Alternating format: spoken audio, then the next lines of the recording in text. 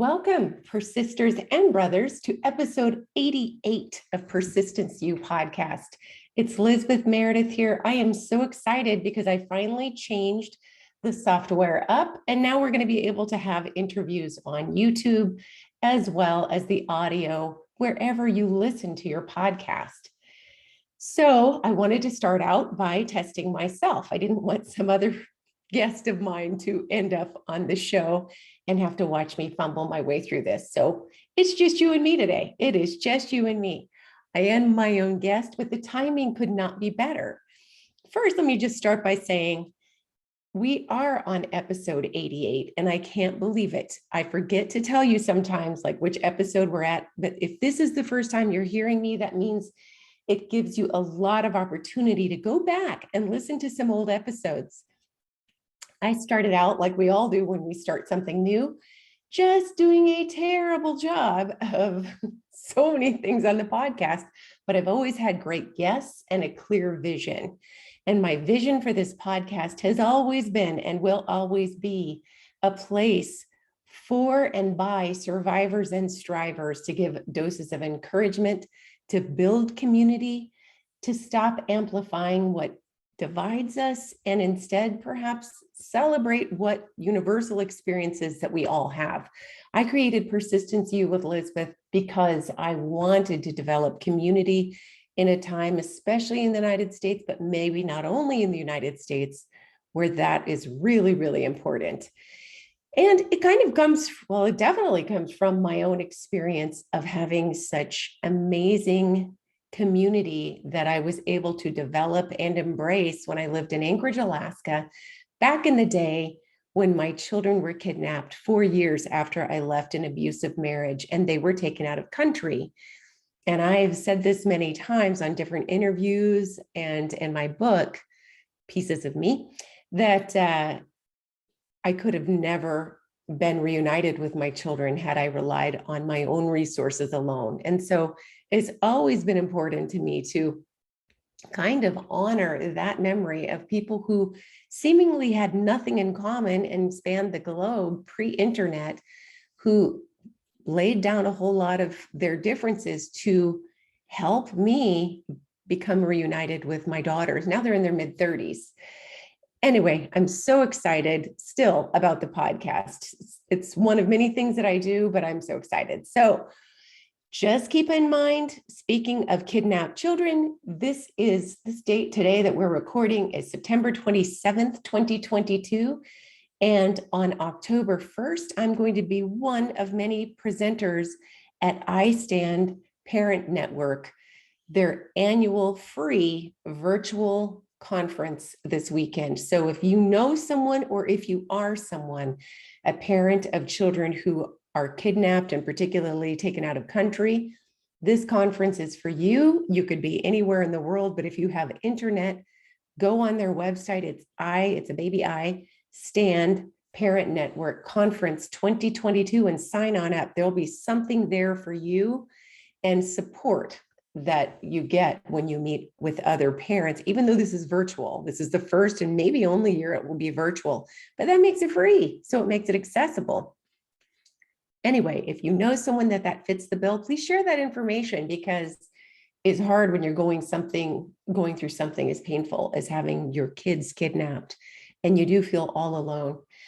So speaking of which, I just wanted to have this podcast today to go over a few things that are just on my mind lately and on my writing mind.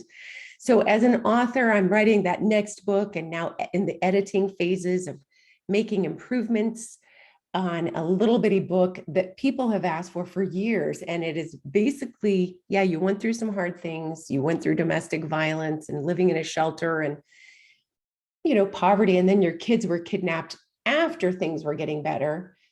How do you go through those things? What helped you reunite with your children, or what helped you get through that time? And frankly, I just have to acknowledge that we all go through awful, awful times in our lives. And sometimes some people go through what seems like a lot more than others, right? Sometimes you can look at someone else's life when you're going through something big and think, why am I always the one that has the crisis or something bad happening? But the truth of the matter is we all have crisis or trauma that comes to us in life. And to some extent, we were built for it. We literally can do so many things, so many hard things. We can make it through, and we already have, right? I mean, if you're here listening or watching, we've made it through a pandemic. And no matter what side of the coin you're on about it, the fact of the matter is, if you're still here standing, you've done something pretty amazing, because it was really, and is, it's not over. It continues to be really challenging and financially horrifying around the world, and just so many things, losing loved ones to a pandemic. It's a helpless feeling. So I am writing that book, Grounded in Grit, and I believe the subtitle will be Turn Your Challenges into Your Superpowers. But the reason I'm bringing it up as I'm doing the edits is I'm really trying to focus, but to pay the bills, and I still need to pay the bills, even though the book became a movie that I just need to break it to you gently, that didn't make me particularly wealthy, but in a financial way, but it made me perfectly compensated as a writer goes. Don't get me wrong. And also, very grateful. There's a different form of wealth. But one thing I don't think anyone could be prepared for is how many opportunities I get from people sliding into direct messages or emailing me at the website, all wonderful things, asking for maybe an hour of my time here, few minutes there. Can we meet here? Can we talk on the phone there? And it's often authors who maybe want their books to be movies, or need help with marketing or editing something, and or parents of kidnapped kids, loved ones of someone in an abusive relationship. How do we get this person out of that relationship? Or can you talk to him or her? Those kinds of wonderful things that when I wrote the book, I expected some of that, and there was a lot, but with the movie out, it means I get a lot more of it. And I thought, I've made a choice. I absolutely do not work with people actively in abusive relationships or whose kids are kidnapped. There are so many reasons. One of which is I've certainly devoted my life to working with people who in the past 30 years have experienced crisis or trauma and intergenerational traumas often, and want to break out of those patterns. And so I did that in my professional career.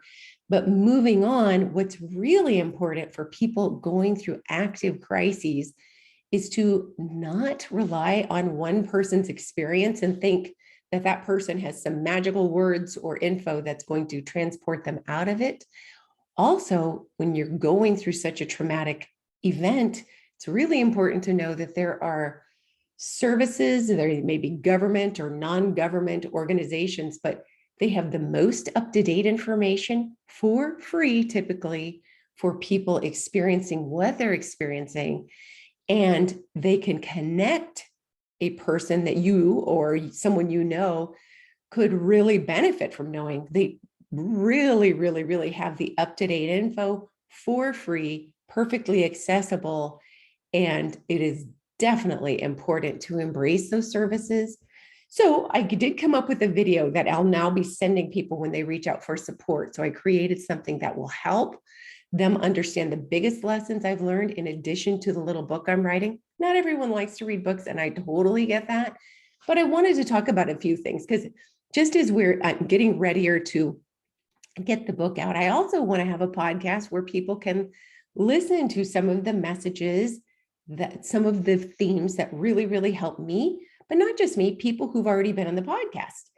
So I often tell people, what helps in a crisis, any kind of crisis, but certainly my own different ones, were having strong communication skills, developing solid support, and embracing stubborn persistence and not giving up, having a vision for what you want and never giving that up, rolling up your sleeves and saying, I will do what it takes. But so we're at episode number 88 now, but let's look over for a second what I mean by strong communication skills, because I was just thinking today about how it's really hard when you're going through something life-changing and painful. Maybe you lost a loved one that was close to you. Maybe you need to get someone in your family support or services that only a very crowded government agency, let's say the Veterans Administration, I always pick on them because they're easy to pick on. But so, if you don't know how to work through systems like that, it can be so frustrating and so incredibly debilitating if you're going through it alone. So let's look at the strong communication skills. I was just thinking about how we need to show up in our lives when we're going through something awful. Let me first say that the first person you need to have good communication with is you. Always you. Always start with every single thing I'm talking about, looking at how you are operating in your life. Are you saying nice things to yourself? Are you giving yourself messages that are positive? Are you, in fact, reminding yourself that you're not alone? No matter what you're going through, someone else out there has gone through it before, is going through it, and there is support in numbers. If you isolate, then you will always feel like the universe has it in for you, that you are the only one with maybe such bad luck, or you're so feeling so helpless, hopeless, and lonely. And so if you're telling yourself there's something about me, it's just not true. So you're not alone. That's a message you tell yourself every day when you wake up. And train your mind, because when we're going through a crisis, what I like to think, what has definitely helped me, is to recognize that our brains are in fact wired to be more on the negative side. That keeps us safe, that keeps us protected in life. And it keeps us, back in the olden days, especially, safe from prey, safe from being prey, safe from predators, safe from danger, all of those things. But we need to wire our brains, and we can still rewire them all our lives as long as we're still living, we're still malleable. But we need to be able to look for what is good around us and intentionally show up with some positivity, because that'll keep us more energetic, more hopeful, and more likely not to shut down, and helps keep us able to move forward. And so when I wake up in the morning, I go over 5 things really quickly, real quick, probably 40 seconds from the day before. 5 things that I'm grateful for, 1, 2, 3, 4, 5. Coffee was really good yesterday. I had a very nice walk. I had a delightful conversation with a coworker. Loved the book that I'm reading. I read a couple pages. That was great. It could be small, tiny things. It could be I wasn't hung up on when I called and had a difficult conversation with someone. It depends on what it was, but you're training your brain to find what's good. That will help prep you to be more likely to reach out for support as you need it, to be someone that people can bear being around, even if you're going through really, really hard times. I would also say part of how you show up for you is journal. By all means, write a little journal. You don't have to go deep. It doesn't have to be page after page, but think about writing, especially as you're going through hard times, because you'll want to get your emotions out, and you'll also want to remember who you spoke to as you're going through something. Like, let's say my kids were kidnapped, each police officer's name, badge number, I would get that, write it down. Okay, they told me to do what next? I would write that down. So my journals from back in the day, were things about emotions and despair and sadness, but it was also things like, I talked to this person, that person, they told me to do this next. And the main thing is I would do it. So back onto strong communication, find the power of journaling, but certainly then email when you're dealing with people who are not close to you in your support network. You're going to, if it is, let's say, government agencies, non-government agencies, whatever, lawyers, even things like my financial institution recently, I fell prey to an online scam. My emails and handwritten notes and things like that, they're very important. So learn the power of writing a good email and saving it, and let that be part of the written record. It also helps when you're feeling very high toned to not let it overtake you. And so you can write an email to someone that you need to contact, minimize it on your screen, come back to it later to make sure that you've not yelled at anyone, said bad things, that you put what was important first in the subject line and in the very first paragraph. But it just helps as a way of communication to keep things straight and organized, And you can take that old email and forward it with a new message if you don't hear back from the person you needed to. Not to be cruel, but to show that you're marking time, that you are marking progress, rather. With solid support with our friends and family, speaking of emails and writing and talking, people don't know how to deal with us. So if I had to give some wisdom as to what really helped, if I was on my A game, I was able to know what my needs were and tell people. And sometimes I failed miserably. But podcast guest MK Meredith talks about it in her cancer journey. And let's see what episode was Meredith. Oh, I need to look back on that. Show notes, I will look back on, but her name is MK Meredith, and it was at Persistence U podcast. And she wrote, people generally want to relate and connect with one another.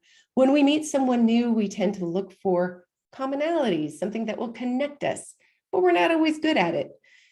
Through diagnosis or treatment or healing and finding your new normal, you may encounter people who say upsetting things. I want you to be ready with a thoughtful phrase or comfort for yourself so that if it happens, you can let it pass and not allow it to ingrain itself in your day or your heart. I read another book, and I'm citing that in the book I'm writing, but it was an author who had a number of miscarriages, and the kinds of things people say when they mean well, and I have totally done it. We fill the space because it's uncomfortable to see someone we care about in pain. So we may reach forward and say something like it was, this sounds terrible, but some people will say things like it was God's will, or you're so lucky, you never know, that baby may have had problems, who knows why. Those are not helpful things. It's just not helpful often to say the things that come to our anxious mind when we try to comfort someone. So if you're going through a really hard time, part of strong communication and frankly, building solid support is know what you need to hear. This particular author had a number of miscarriages. She's different than MK Meredith, and she wrote an email out. In the caption, it said, "This is what I need you to say." And she sent it only to her closest support, but she outlined what she needed from people, and it was beautiful. And every single person she wrote was responsive. They were not offended. People want to help. They don't know what to say. Give them grace and help employ some tools to help them know what you need. Do you need a pot? You need a casserole, but you don't want any conversation? Do you just want to be heard for 30 minutes and you need no one to give opinion? You always have to tell me that because I'm always full of opinions. But that's part of the strong communication. That will help build you some solid support. For people who are now writing and asking me for that hour, and I'm not giving it, I'm just creating a video in the next book because of time constraints and so many other reasons. But the main thing is you want to build solid support that comes from being able to modulate your own moods, that comes from being able to communicate efficiently. It also comes from diversifying your assets when you're getting support.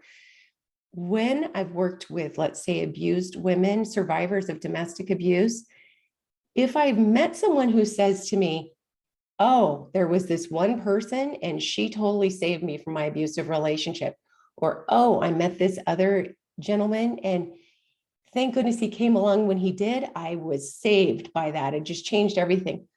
I've never had it to be successful. Later, 10 years, 20 years later, there's still people stuck because they didn't make a decision and they didn't learn to use the skills, to gain skills, to get themselves out of the situation. They abdicated their authority instead of delegated some of their authority at times.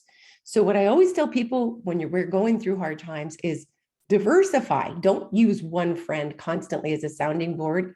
Even if he or she says it's okay, how long is that sustainable? But I'll find peer support groups, find them online if you can't go out anywhere. Find them, they are there. Create your own support if you need to with a meetup group. If that's what you need to do, get scrappy. But use, by all means, if you're part of a faith community, certainly if you have close people there, terrific. Don't only use your faith community when you're going through something. You may want a therapist. You may want peer support and a therapist. You may have a faith community also, but whatever you do, make sure everything isn't reliant on one agency, one person, one anything. And the person I hope that shows up as your hero when we're going through hard times is, quite frankly, you and me. I hope that we all show up for ourselves as that hero eventually, not being independent, but mixing it up, being interdependent, not being dependent on only one person, but certainly relying on the fact that we need community. And I hope that makes sense. Let me know if it doesn't, but you want to have different, just like in your financial portfolio, if you have such a thing, getting all fancy here, but you definitely want to have your investments in different buckets so that when the economy tanks, you don't end up with nothing. If you do straight real estate and the real estate market goes, you're in trouble. But if you absolutely diversify your assets, you're going to have a greater chance of coming out resilient. That's what I hope for when talking about making sure you have solid support, not being independent, but not falling needy to just one person. If you're going to a place like I went to the National Center for Missing and Exploited Children, didn't go there in person. I was living in Alaska, but I called them. You always want to develop a rapport with one person in an office. And I don't mean, anything weird, like you don't have to be their best friend, don't send them gifts, anything like that. But you want to have good, decent relationships and not burn your bridges when you get upset, when you're dealing with agencies, whenever possible. And so then if that case manager or if that person who's on the other end of the phone has a suggestion for you and you're going through a more long-term crisis, like I was with kidnapped kids, by all means, take them up on that suggestion. Even if you're not sure you think that's going to work, even if you're skeptical of it, as a government worker, as a probation officer, as an example, for me, when I had clients, and especially when I worked with their parents and I suggested something and they followed through with that suggestion, I was much more likely to get them on the fast track to different services because I knew they would follow through. I knew they were open to suggestions. I knew that they were serious about personal growth in the midst of hard times. So I would just say create a garden of support, and then don't forget to water it. When your friends have been supporting you for 6 months to a year to years, this is not difficult for some people, but some of us more than others. It's easy to only think about ourselves and our crisis. We forget to ask about our friends. We forget to be funny sometimes. We forget to make sure that we honor their own hard times. We show up for them when they ask for support. Just keeping it mutual is going to help a lot with building that solid support. And I love that, a couple of things. When dealing with solid support, Tracy Phillips' interview on Persistence U, Tracy with an I, she is a business coach, but Tracy also dealt with a lot of issues regarding infertility back in the day. And she had a doctor who continually spoke to her in a way that was just really, really, really frustrating. And I'm thinking, is it the doctor or was it her baby? I think her baby was born with some extra struggles when the baby was born. So the baby's born. She wanted to be super excited after a very high stress pregnancy on bed rest. And then the doctor comes in with some very, very negative information, taking that moment of joy and just raining on it. I'd say something different, but I don't want to do that. Anyway, Tracy talked about how she helped. She knew that she was a part of a treatment team for her child. She didn't want to do what came naturally to her, which was to blow up at the doctor. She wanted to be a good part of a team that could help support the crisis. So she talked very respectfully with the doctor about what she needed to hear and what kind of when was the right time for a message such as the doctor had delivered, and how it could go better in the future. And all of the other parts of the team thanked her for that. And they said they learned so much from her. So I was very inspired by Tracy. So getting and keeping and maintaining solid support, it is an art, but it's possible and so critical. We are pack animals. Even me, I like to be alone. I'm a reclusive sometimes. but I do still love and need other people. I need to be giving to them and I need to be receiving. I need to be a part of the pack. We all need to belong and be a part of something good. The stubborn persistence, I can't tell you enough. This is what I tell people that I work with whose kids are missing or in a violent relationship and rebuilding their lives. Have an image of what you want life to be. Have that image in your head. You know that it may not turn out that way. I don't have to tell anyone that life turns out as it turns out. And but have an image of what it is that you want, and don't lose track of that image.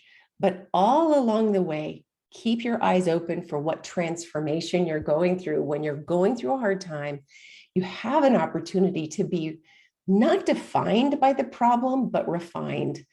And that is so very important. And you can still bring your best self, a better self than when you began, and make a huge contribution to your world, even if it turns out just as you wanted, as in the case for at least me getting to see my daughters again. Certainly the fallout from 2 years of abduction was things I never would have expected. But on the other hand, I was so fortunate to be reunited a couple of years, two and some years afterward.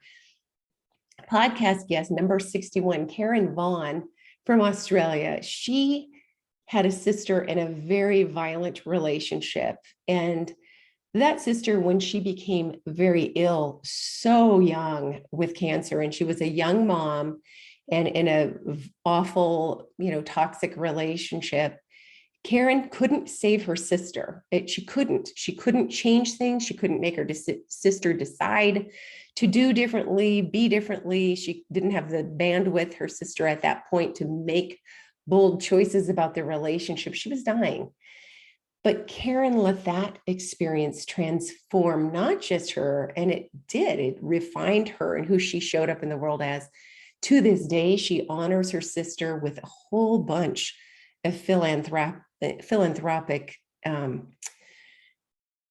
things that she does. Philanthropic, I don't know, the words just escaped me, but she does a lot of philanthropy on behalf of her sister, including having a podcast, writing books, going and inspiring other people to change the world around them who didn't die in their 20s like her sister did.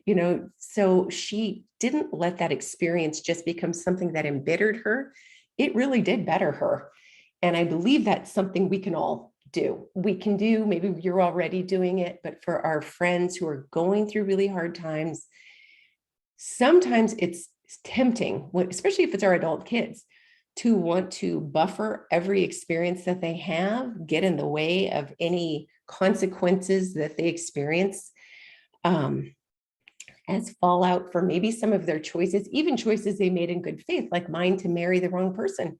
I had to feel the consequences of some of that, and that helped me never repeat the pattern. And I will say, sometimes we have to know how to support people and love them and direct them to the right place without trying to take the crisis on as their own and keep them stuck. In a sense, it really keeps them frozen and small. So those are some of the things that I'm writing about, but certainly when people from here on out contact me, I will refer them with a private link to a video if they're going through those types of crises.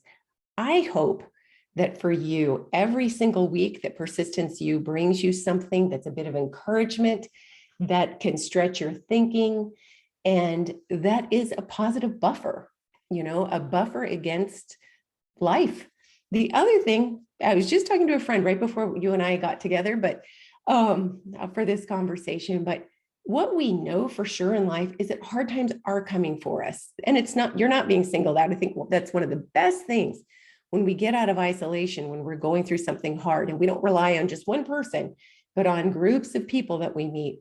We know that hardship and hard times are not unique to any of us. It happens to all of us in different levels.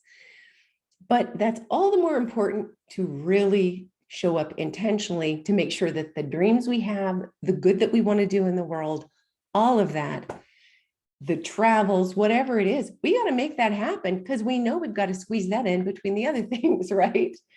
So anyway, that's this week. thinking about all of the messages that have been coming into me lately. And now I will use this podcast to refer people back to it. But I've loved having the guests that I have. We'll go back to having mostly guests from here on out. It'll be available on YouTube if I figure that out, as well as, of course, wherever you listen to your podcast. Of course, I review movies that I love on YouTube as well. And you can find me at lameredith.com. I do coaching, individual coaching hourly for a small amount of clients. And just know that they're not people in horrifying active crises that a government agency would serve for free, but they're people who are grounded in grit and who are ready to turn their challenges into their superpowers. And so I love doing that. Let me know if you want to have a free session, if that sounds like you, and we can schedule up in the next few weeks and see if we'd work well together. Until then, take care. Back next Wednesday, and I hope you have a phenomenal week. Thanks so much.